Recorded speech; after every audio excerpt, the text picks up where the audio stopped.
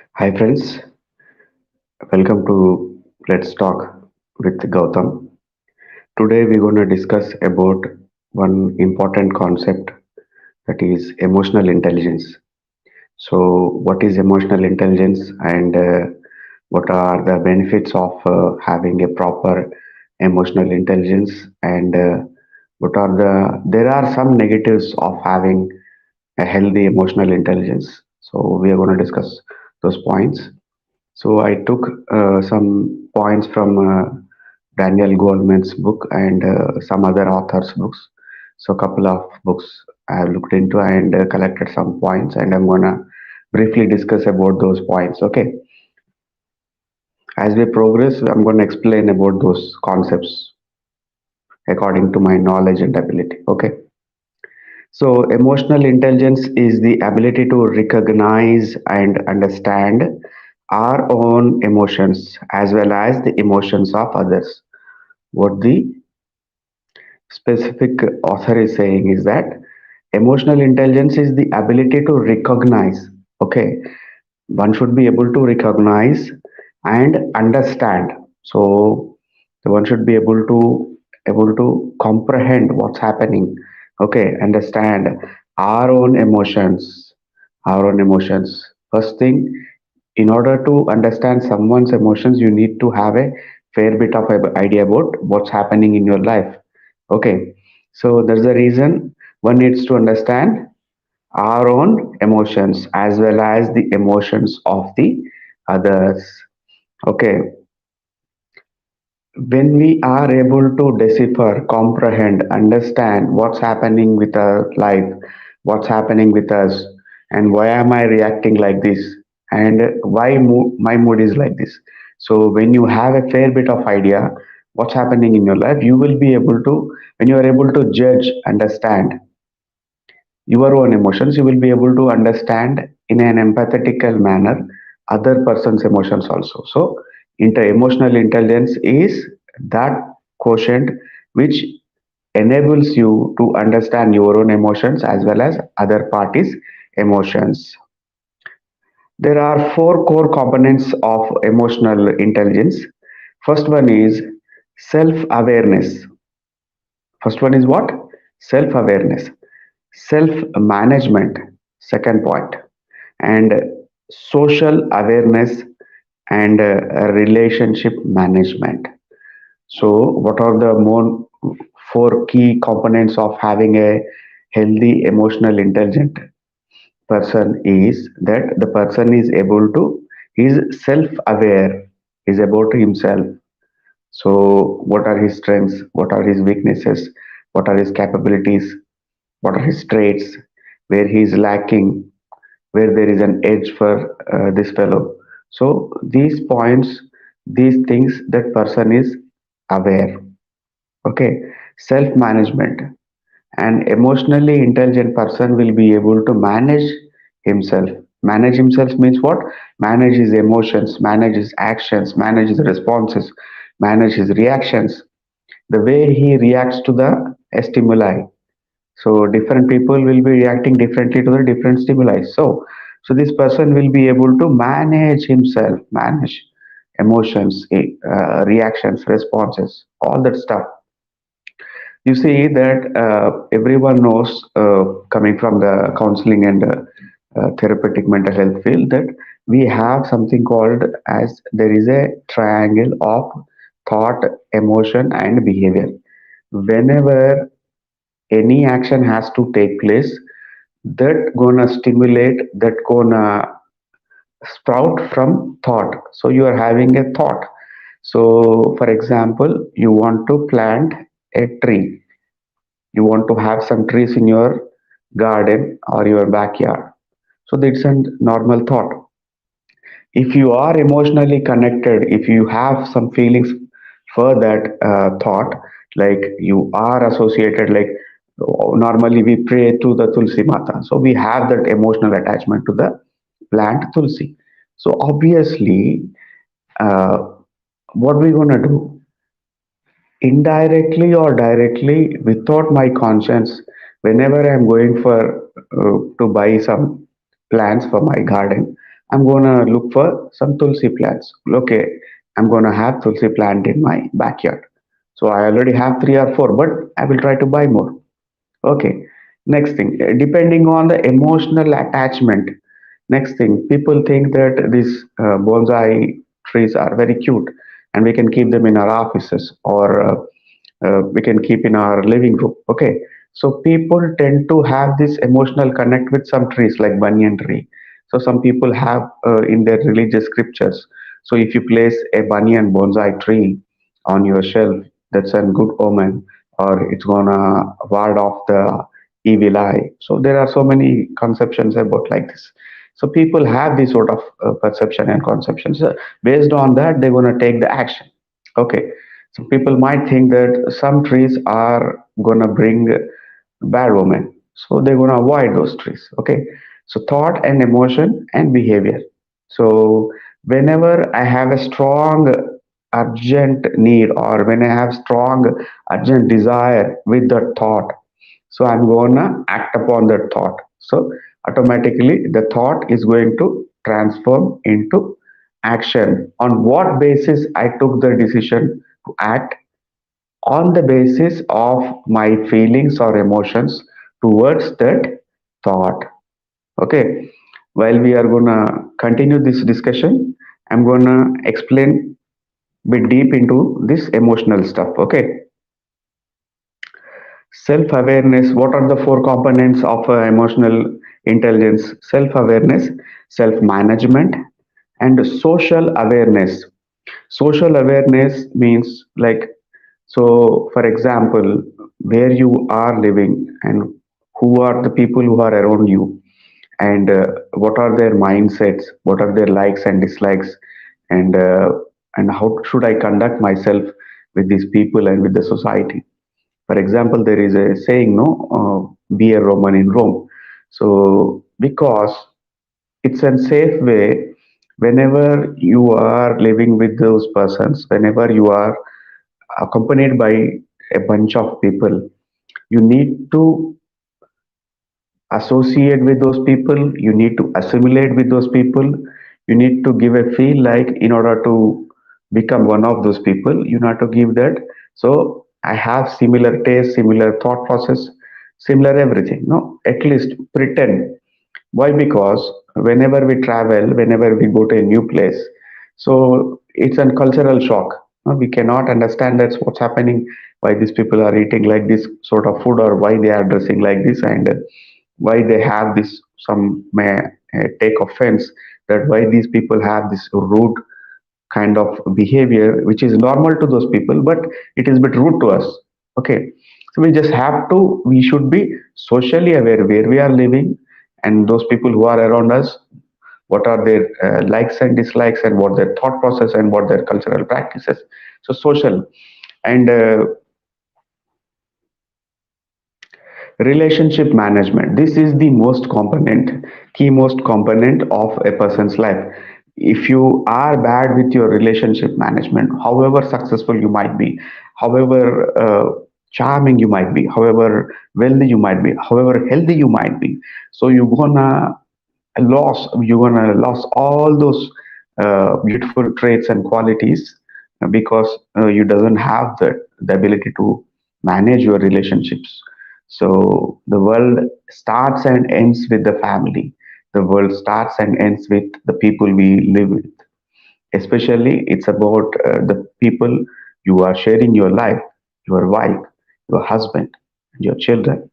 So be better aware of this emotional intelligence if you want to have a good, healthy life. The third point is self awareness is the ability to recognize and understand our own emotions and how they affect our thoughts and behaviors. Self awareness is the ability to recognize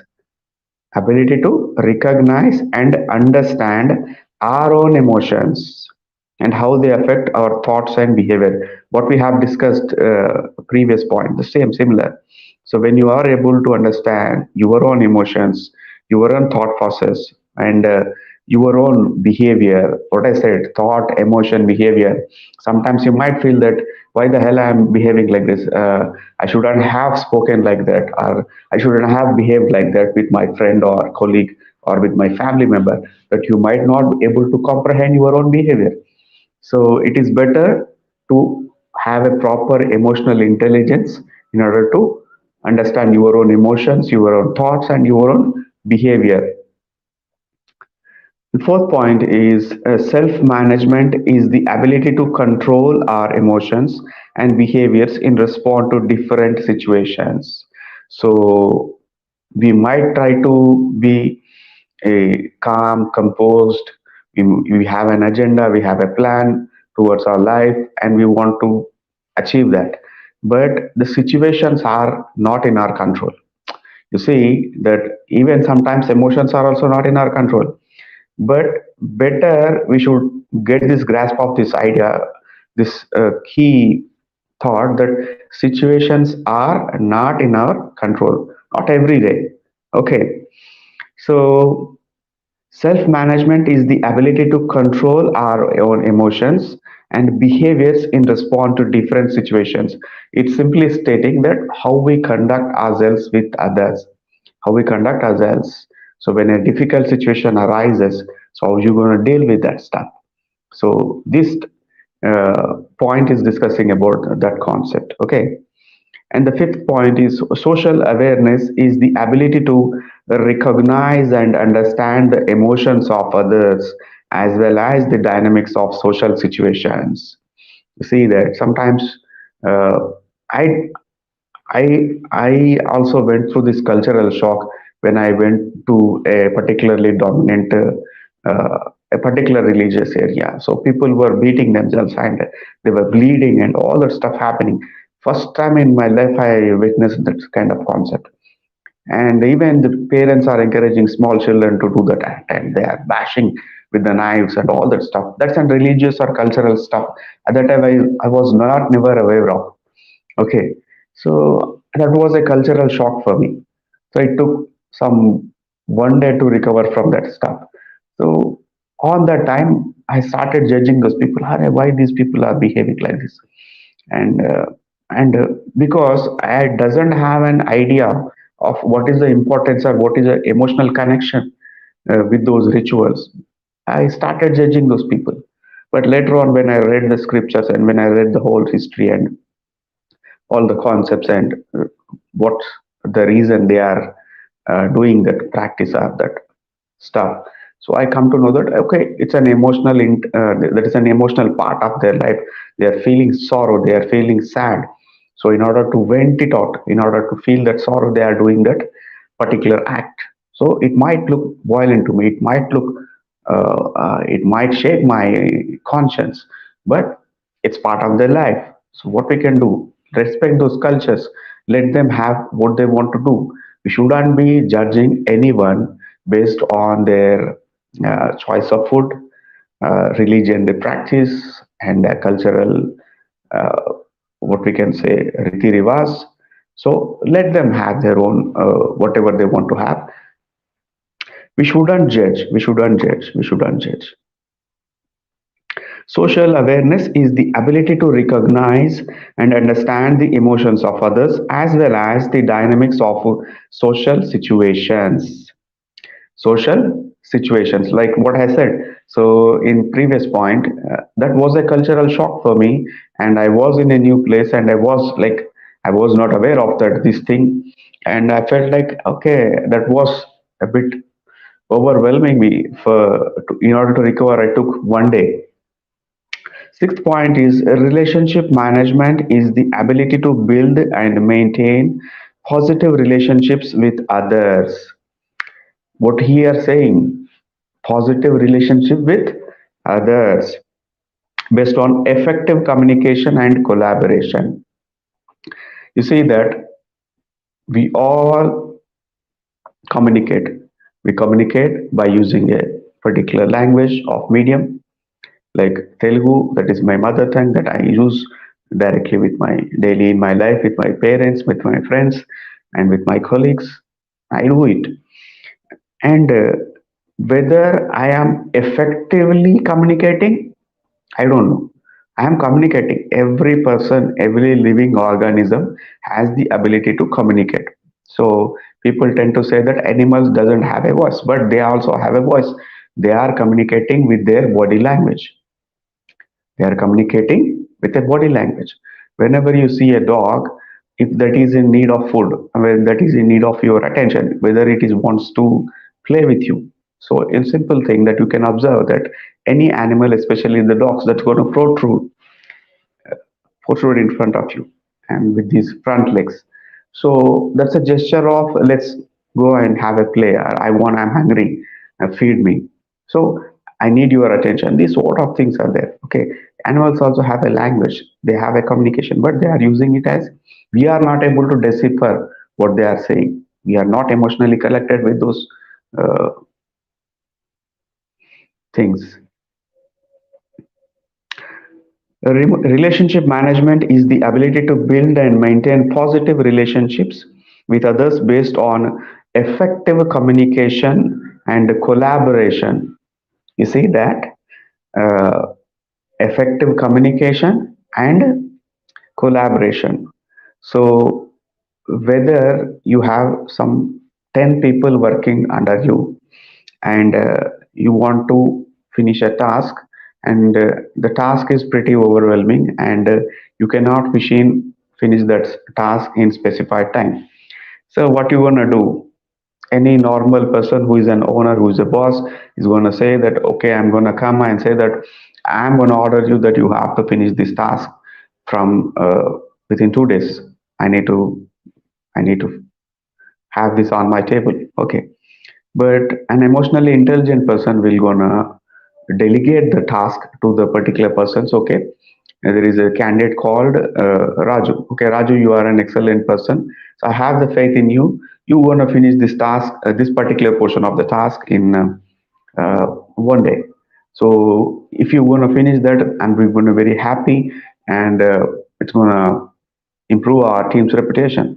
Okay, this sort of communication can be effective when you are targeting a particular person and motivating that guy that you have this specific ability. I recognize you and I realize that you have this capability to finish that particular task in given time. So it is better you should finish this task.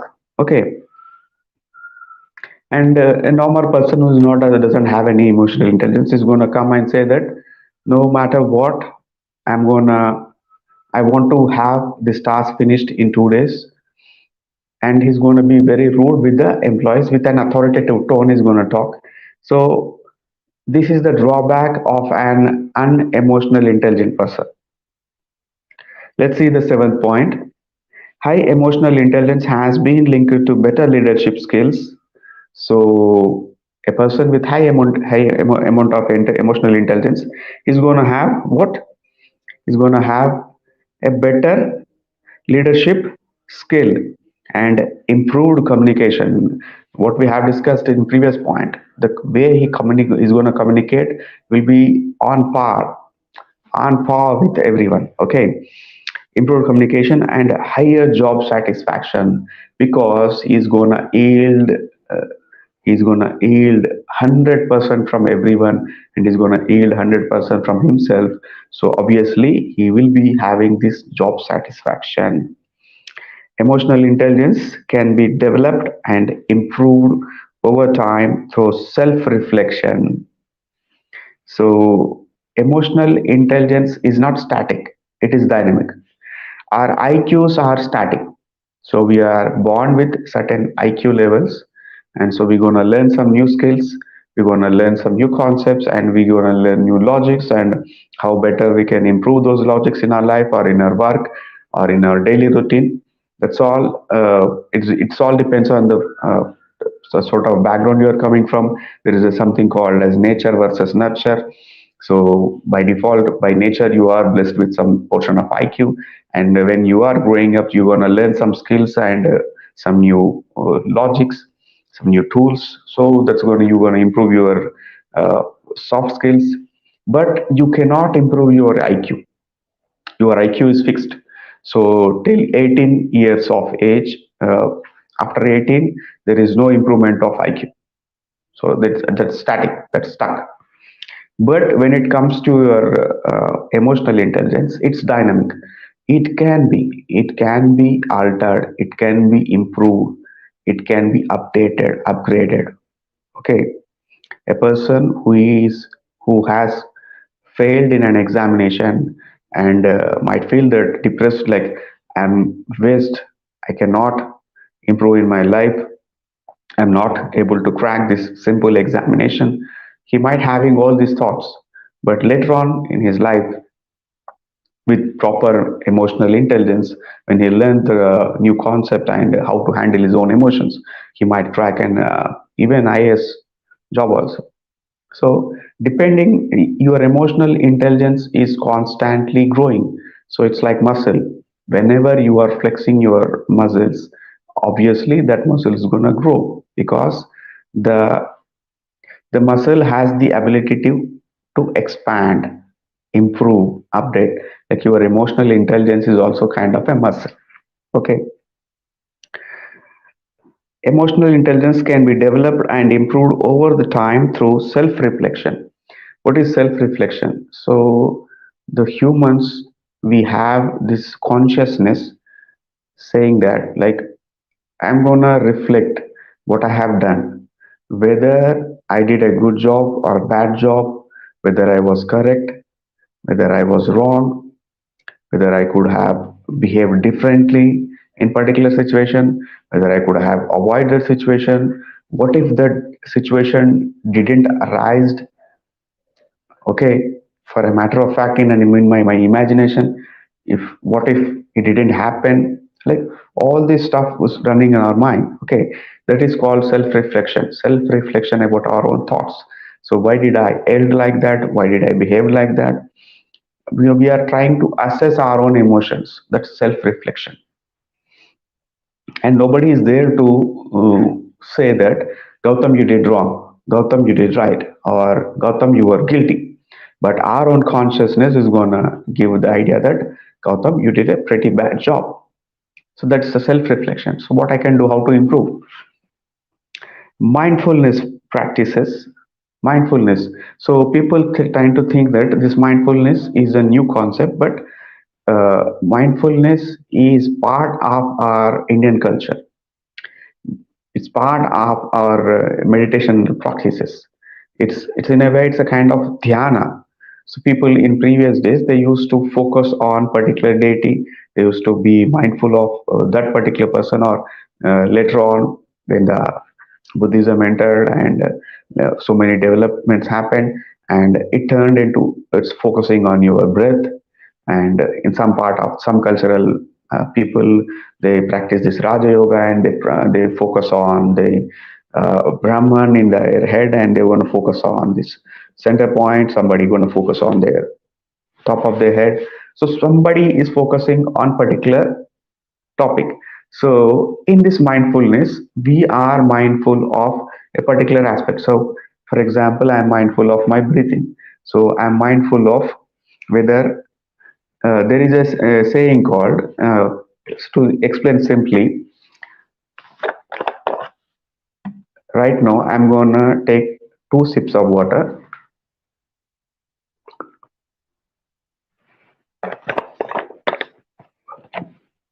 There is a famous saint who said this topic about mindfulness. He said, when I am drinking water, I'm only drinking water. What he is trying to convey, when I am having the water, my thoughts, my emotions, my total inclination, and my intelligence is all focusing on the water, consumption of water. I didn't have any other thought. So while drinking, I'm not going to think about my office.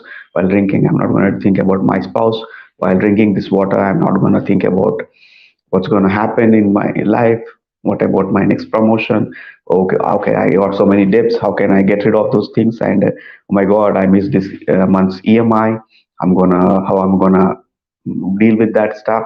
So all this stuff will be taken care when you are mindful of on single task.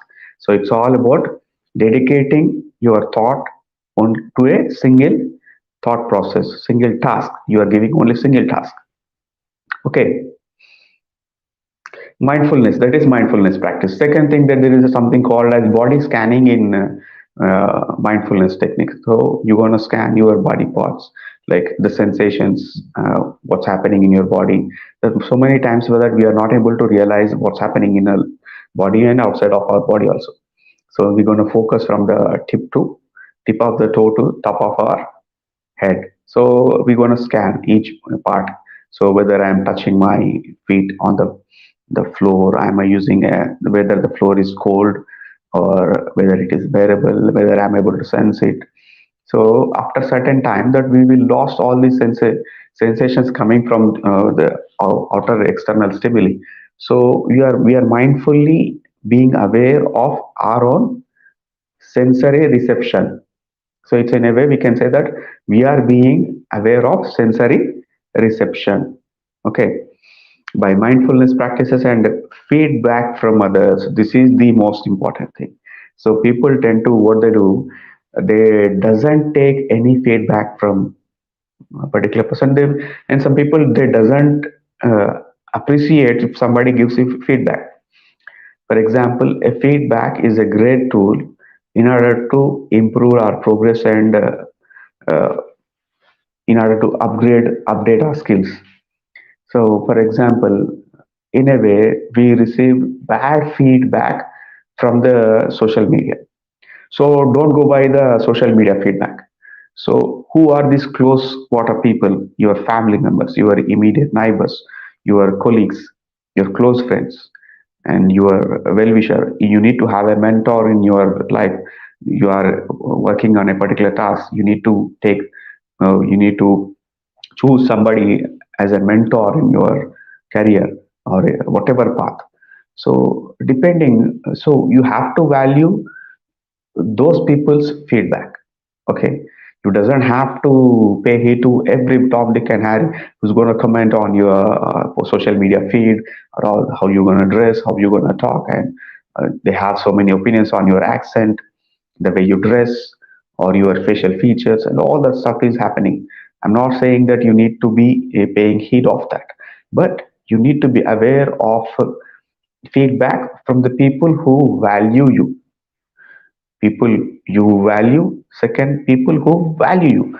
So that's the most important thing. Emotional intelligence is not the same as personality traits or intelligence quotient, and can be developed independently of them, what we have discussed. So people with some extraordinary IQ levels, so they might flunk the examination because they might be having certain some they might happen something drastic might have happened in their family. So some their father might be pretty ill on the day of examination. This chap is pretty on top of the game, and he's having high IQ levels, but he is not able to manage his emotions while during the examination. He might even not able to write two lines. He might be crying. He might be not in a situation to recall the said answer. He knows that, but because of his emotional turmoil, he's not able to recall that stuff. So these are so many points are there. So you might see that you might be aware of that people who were with you and who were studying with you, and you thought that this fellow is something on next level, is going to achieve all the good things in his life. But later, after 10 years, you might find that fellow struggling in his life. He might be having so many debts. He might not be able to get a job. So he might be having family issues. He might be having relationship issues. He might be having health issues because of his bad conduct and bad behavior. And he might be indulging in so many other stuff that you are not supposed to indulge. So emotional intelligence is going to pay you. So IQ pays you, but emotional intelligence is going to handhold you and is going to continue your journey. So that's the reason emotional intelligence is important.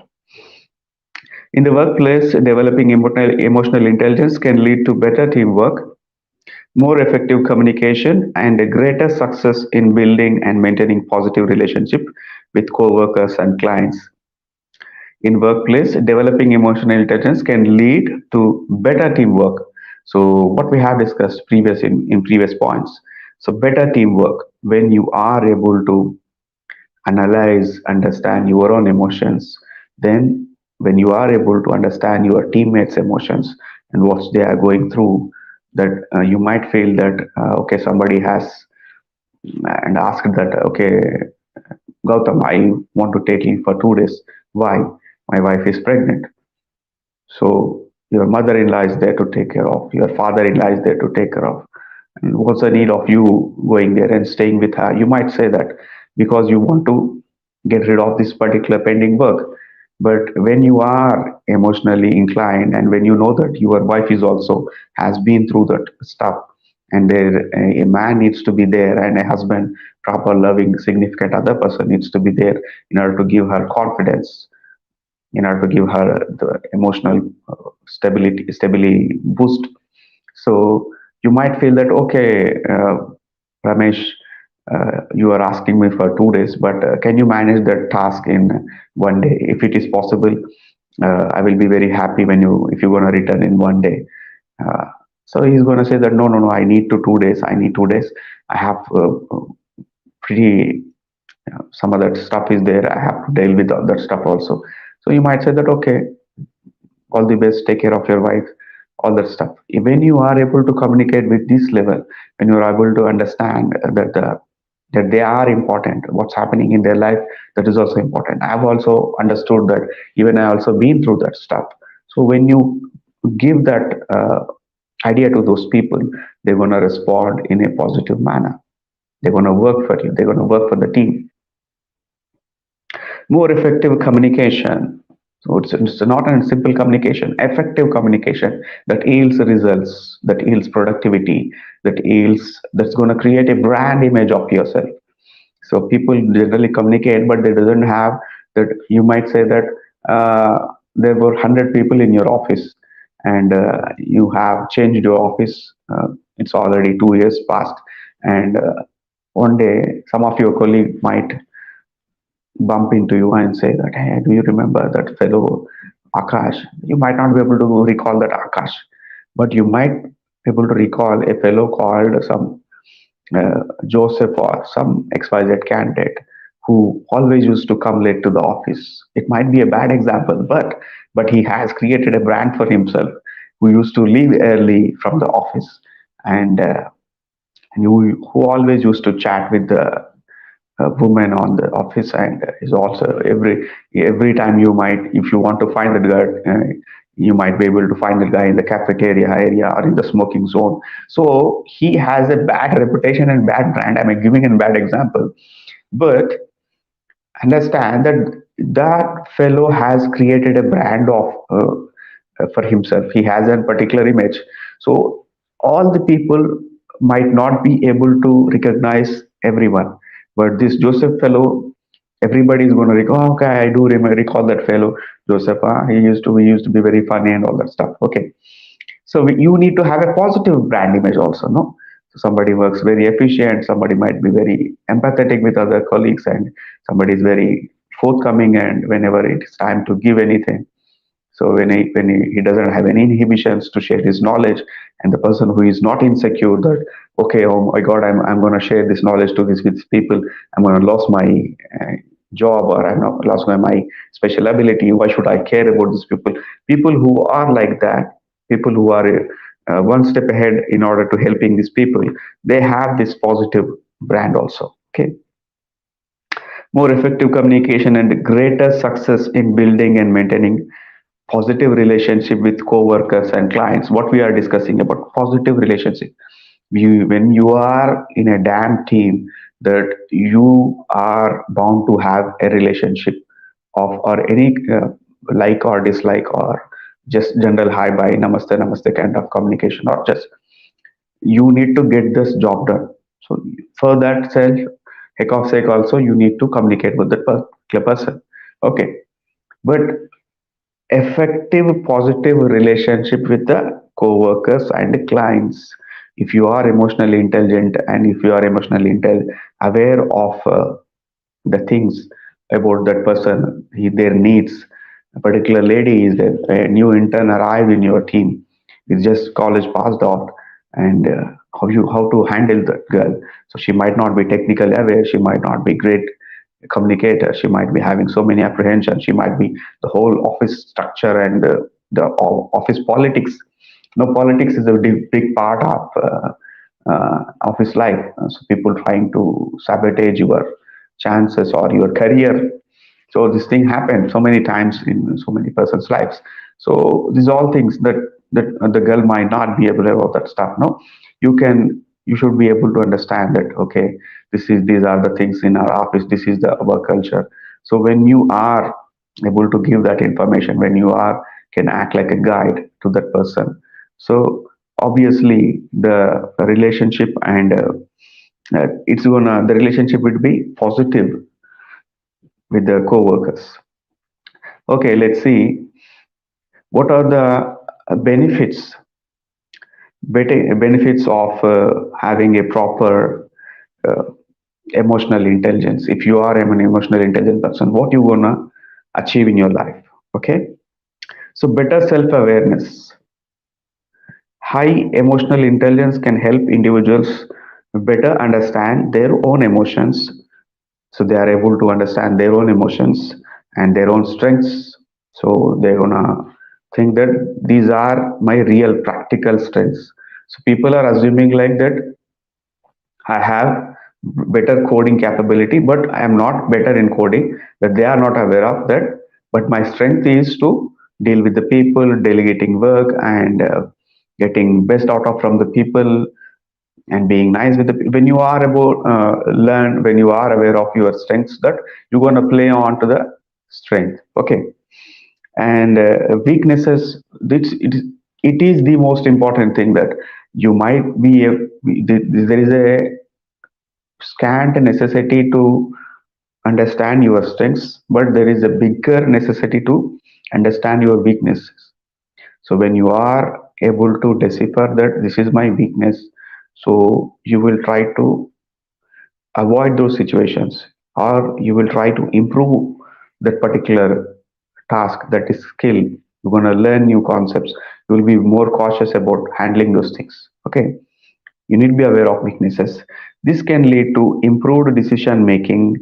It's going to improve your decision making and communication and overall self confidence. So what's the end product, byproduct? What's the major goal of any of the skill? You want to feel better of yourself. No, you want to have that confidence that when you are able to achieve what you always wanted, when you are able to deal with the people, when you are able to communicate effectively, so all these gonna improve your self confidence. Improved communication. So emotional intelligence helps you in improving communication. Individuals with high emotional intelligence are often better at communicating with others. People who are emotionally intelligent, they are able to communicate better. So why? Because they are able to understand the other person's emotions, that he is able to empathetically understand other person's emotions. So he's gonna react in a way that I'm gonna, today I have to be silent, today I have to just give a pat on the back, or today I have to just ignore the person, give some space, today I have to talk like that. If I'm going to use this word, that's going to act as a trigger, so I should avoid that stuff. So all this stuff is aware of, and better communicating with others, as they can better understand the emotions and perspectives of others. So what we have discussed previously, so this person who is having a high intelligence and high emotional intelligence is able to understand other person's emotions and their perspectives. Okay, having an emotion is different thing, and they have another perspective, what I said. So a thing that look uh, silly to me, a thing that can look vulgar to me, a thing that can look irritating for me, that can be pleasing, that can be awe-inspiring, that can be pleasant for somebody else. So they have their own perspective. Yes, Sanu. So when I have written a six number, so I'm saying it's six, and you are saying it is nine. So I'm saying from my point of view and my perspective, I'm saying it is six. From your point of view, that's going to look like nine. So it's not your mistake, or it's not my mistake. Okay. So in order to understand perspectives, you need to have proper emotional intelligence.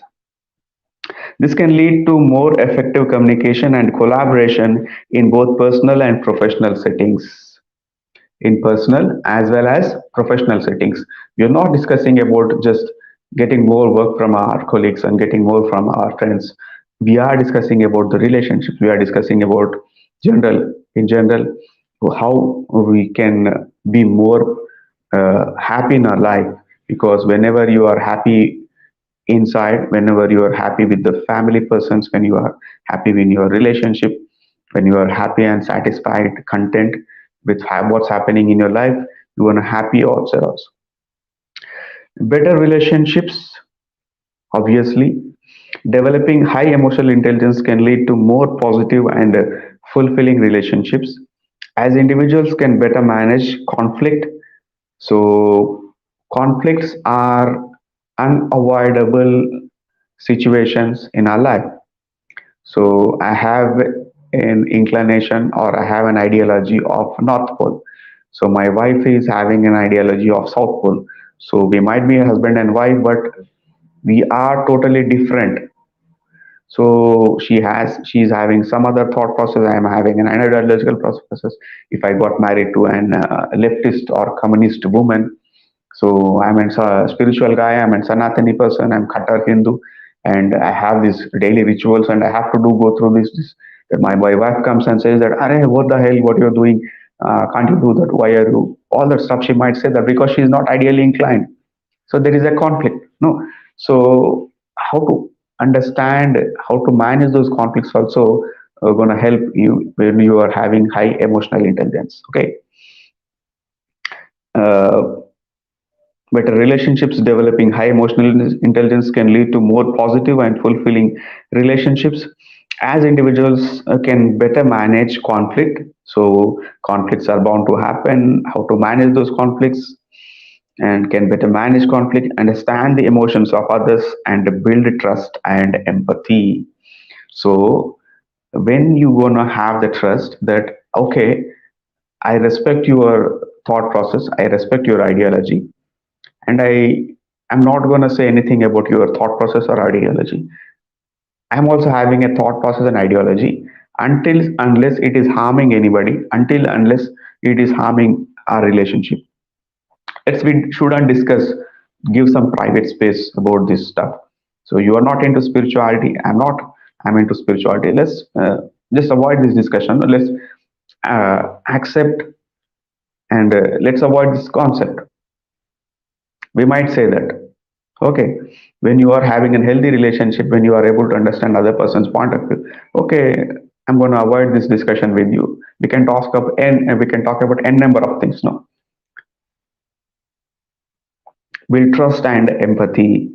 And empathy, because somebody is not ideologically inclined to your thought process, that doesn't make those people bad. It doesn't make people worthless, or that doesn't make those people your enemies. An ideology is an ideology. Thought process is thought process. I respect your feelings, but please avoid the task. I'm not going to judge you based on your thought process. So that can I can say. Okay. Improved leadership. Leaders with high emotional intelligence are often more effective at managing teams. They are able to better in effective in managing teams, resolving conflicts. You see that I come from a Gangaputra community, that is the Besta and Gangaputra community, fisherman community. So you might not be able to realize that I have these earrings, no? So I do follow all the traditional rituals and all that stuff. I have been to a place called, I'm not going to disclose that place. I have been to that's having some ancestral property of us, and I have been there, and I have part of some rituals, and the elderly people of our community, they were saying that, what do you do better? I said that I'm a psychologist. I'm a family counselor. I'm a trainer.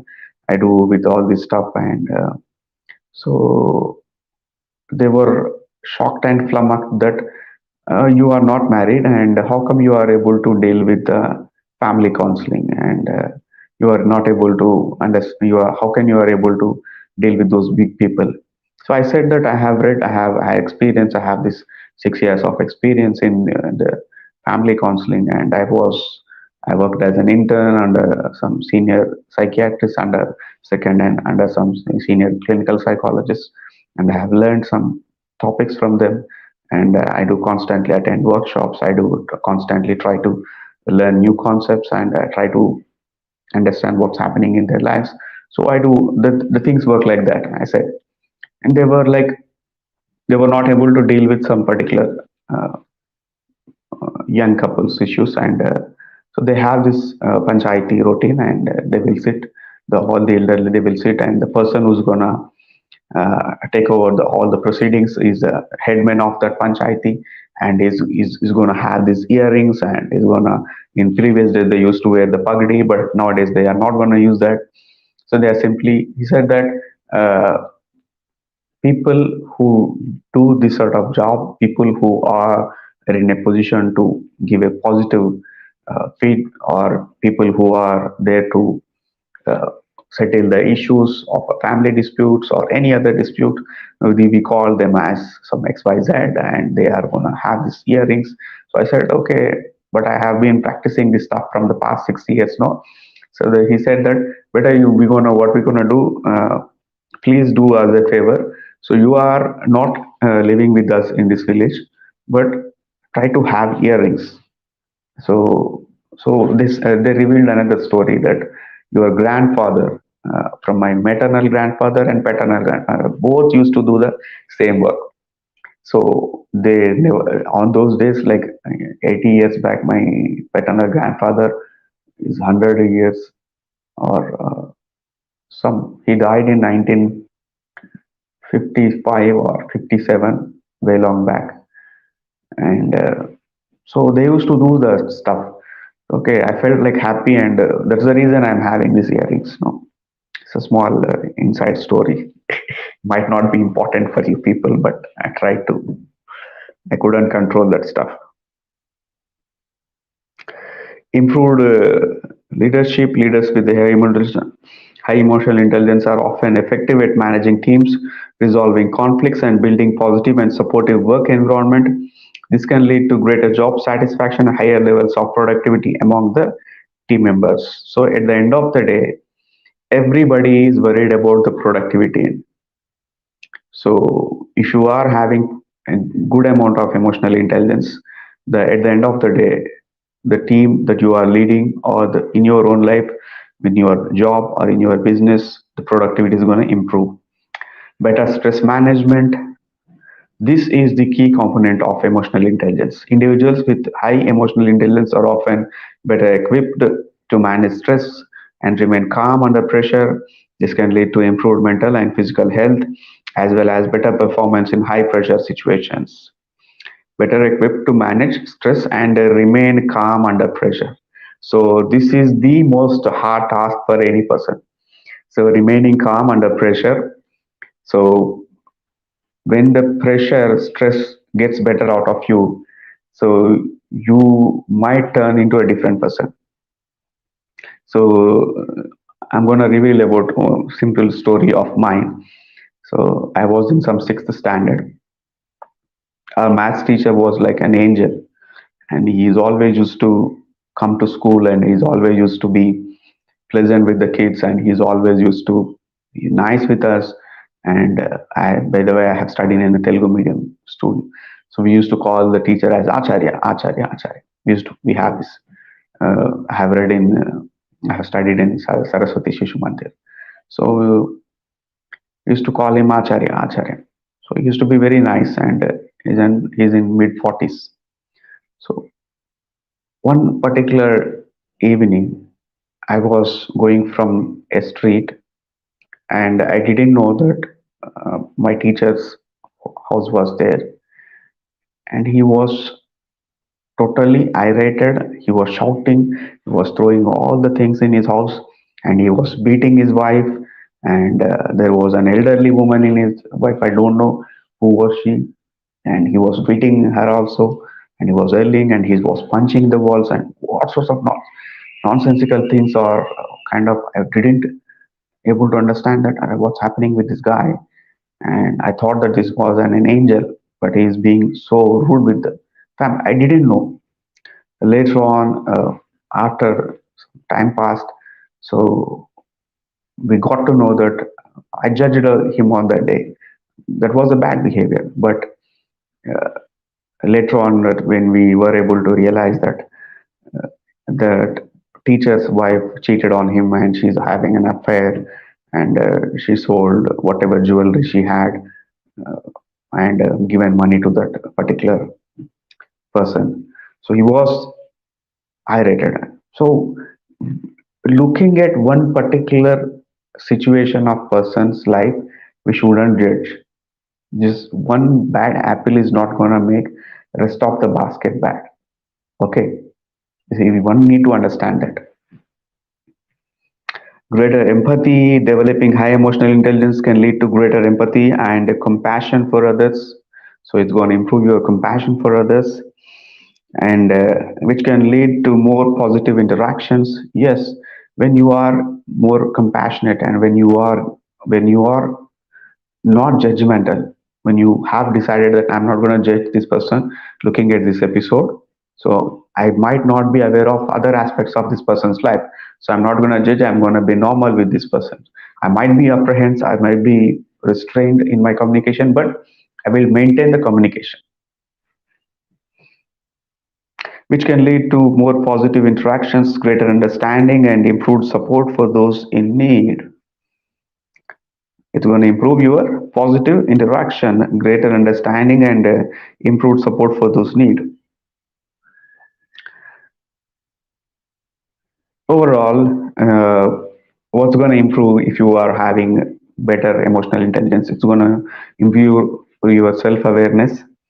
It's going to improve your communication and relationships, better stress management, and more effective leadership. So one might have this thought that, okay, Gautam, you said all the positive and rosy points about emotional intelligence, and whether a person who is emotionally intelligent, a person who is having an empathy levels of next level and compassionate, whether emotional intelligence can have any drawbacks, or emotional intelligence do have any drawbacks, like any tool or any component of our lives. Emotional intelligence also having couple of drawbacks. Emotional overload is the one main. Individuals with high emotional intelligence may be more susceptible to experiencing emotional overload or burnout, as they may be more attuned to their own emotions and those of others. This can lead to feeling overwhelmed or exhausted by emotional experiences. Emotions can be have a drastic effect on your life. See that happy, joy, euphoria might sound like great, and you're happy for 1 hour, happy for 2 hours. Like same way, sad, any part of we cannot say negative emotion. It's also an emotion. So it might be a temporary consequence, but it's going to impact you. So when you are able to process your own emotions, you are processing, and you are consuming, and you are handling your own emotions, managing your own emotions, you are able to understand, decipher other person's emotions. When you are able to understand each and every person's emotions in your family, in your life, in your team, or in your close circle, so that can be emotionally draining. That can be emotionally draining. That can lead to burnout. Okay, we have certain capacity, that I have the capacity to lift some 50 kgs of weight and walk for example, I can walk for 100 feet. So I have this capacity.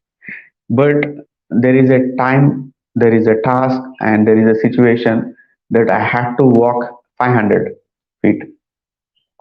Obviously, my capacity is only 100, so I might push myself, I might be tough on myself, I might, because I'm gonna, whatever little ounce of energy left in my body, the adrenaline rush is going to help me. I'm going to do the task. I might fail in the middle or I might finish the task, but it's going to lead me into burnout. Emotional exhaustion. Obviously, when you are overwhelmed and when you are consumed with emotions, it's going to lead to exhaustion. Similarly, individuals with high emotional intelligence may be more likely to take on the emotional burdens of others. This happens with the therapists. This happens with the people who are compassionate, people who are empathetic, which can lead to emotional exhaustion and compassion fatigue. It's a real thing. This is a real thing. So I'm going to share one story about one of the counselor. Uh, she is working in Hyderabad, and she newly entered into the counseling field. And there was this new client of her, and she's into her mid 50s. Her own daughter, only single daughter she was having, and she started neglecting her. And with the help of father, both the father and daughter ganged up, and they both neglected, and they were not giving any heed to her. And even for general requirements like food and all that stuff, they were ordering on Zomato and Swiggy, all that stuff.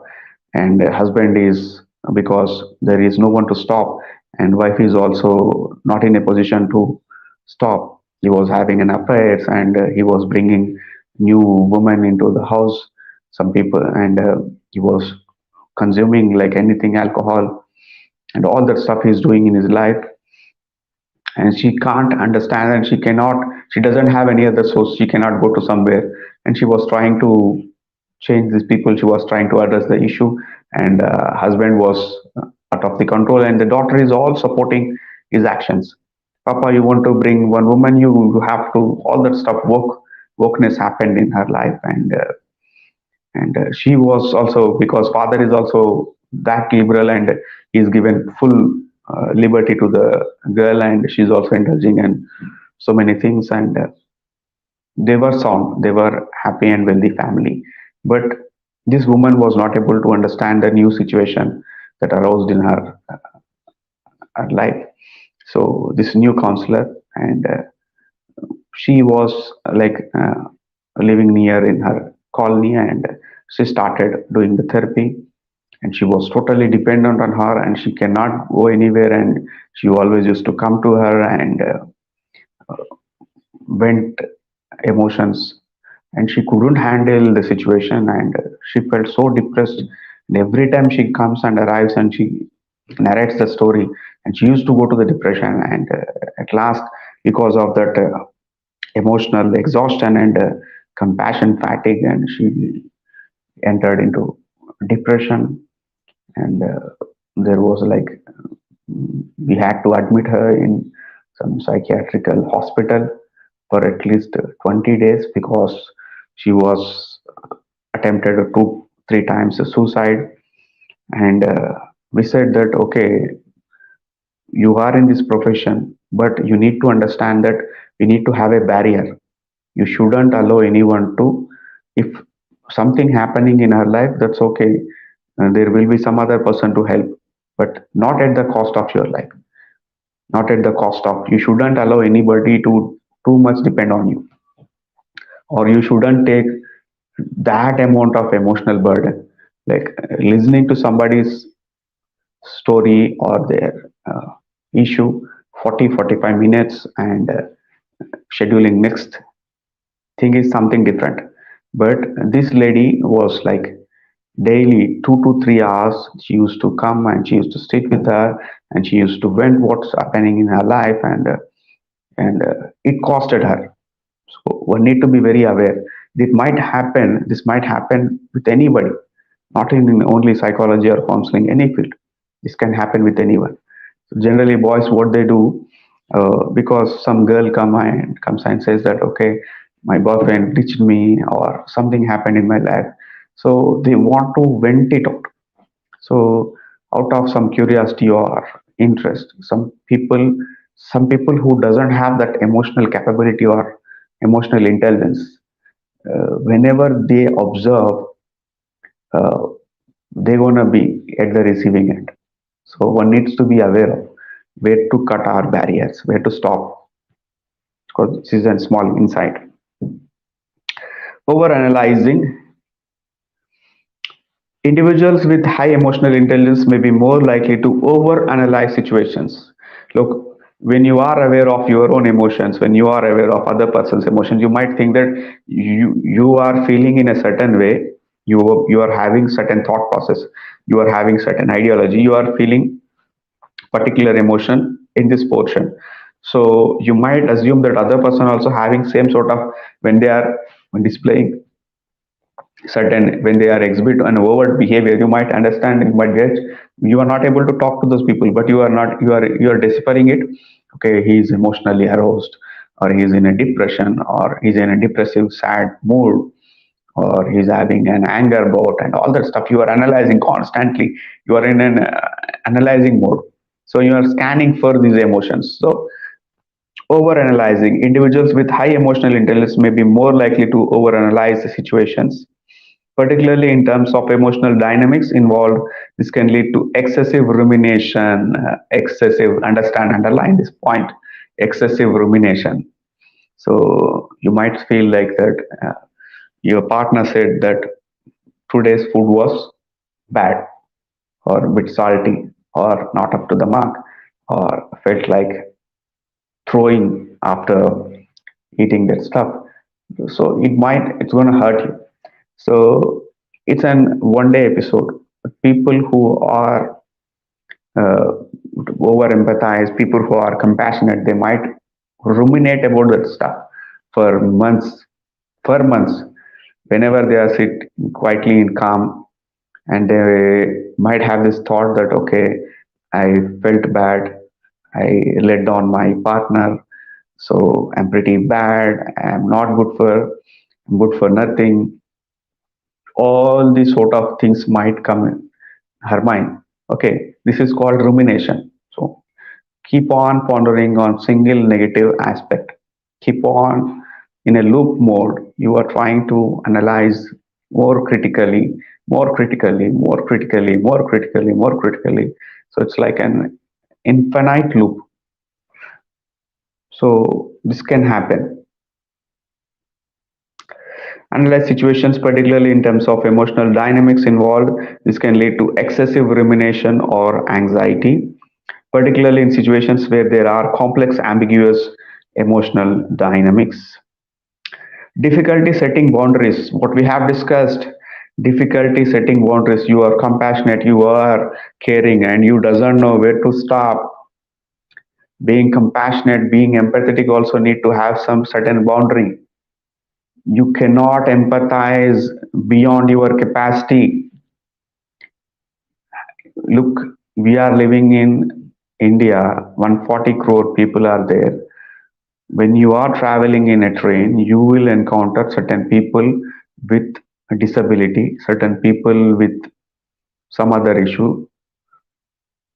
You cannot change the situations. You cannot bring any new thing in their lives, because whenever you are traveling in train, you might encounter 400 odd people with different situations. You might peep from the see from the window, that you might see that so many people are in poor and drastic situation, and you might feel like, oh, they are living like that, and what I can do, I didn't have the money. If I wish I had the power, if I was the chief minister of the state, if I were the prime minister of this country, I could do this better. Why the government is not doing all that stuff? Why so many billionaires are there? Why they are not contributing? All that stuff gonna ruminate in your mind. So it becomes hard, difficulty setting boundaries. Individuals with high emotional intelligence may be more sensitive. They are more sensitive to emotions of others.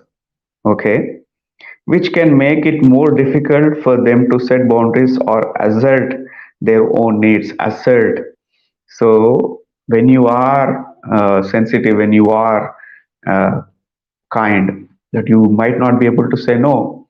Somebody is asking you that, constantly pushing you that I pick up my call, I need to talk to you, I want to have a discussion about some topic or something. Somebody is saying that. So you need to prioritize yourself first, then think about the other person. So when you are not able to say that no, that we assertively no, you doesn't have the money and you are hard on lacking in finances, and somebody saying that, oh, I need some money, please, can you give me, can you borrow me some 20,000 or 1 lakh or something. So you are not able to say that, he's a close friend or associate, or that person did a favor to you, but you are not in a situation to help that fellow. You could say that, okay, look at buddy, I know that you are in trouble, I can understand your situation, but I am not in a situation to help you. No. So you should be in assertive in certain situations. When you are too sensitive and too compassionate, that people sometimes might, you see that in the TV, that all the jewelry he sold and all the property he sold and everything, he left it to the society, and he is now begging on the street. So not at the cost of your life or your standard of living. You should be compassionate, sensitive, empathetic, but not at the cost of your family and your life. Okay. Misreading emotions. While individuals with high emotional intelligence are often skilled at reading the emotions of others, they may occasionally misread or misinterpret emotional cues, particularly in complex or ambiguous situations. Particularly complex and ambiguous situations. You might, we are not gods and we are not experts and we are not supercomputers. We are not superhumans. Sometimes we might misinterpret an emotion to something else. So this is also one of the drawback of having high emotional intelligence. Overalling emotions. Individuals with high emotional intelligence may place a high value on emotions, which can lead to overlooking other important factors or using emotions as a sole basis for decision making. So, when you are aware, when you are inclined, when you are totally into emotional stuff, when you are able to understand, analyze, when you are able to empathize, being compassionate, the emotions might engulf you. The emotions might sometimes be unbearable, or it can go over your head. Overloading, overvaluing emotions.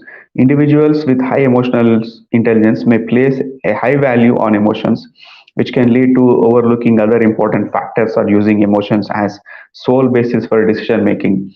So when you make decisions based on emotions, sometimes it might lead to into a wrong thing, or that might be counterproductive for you.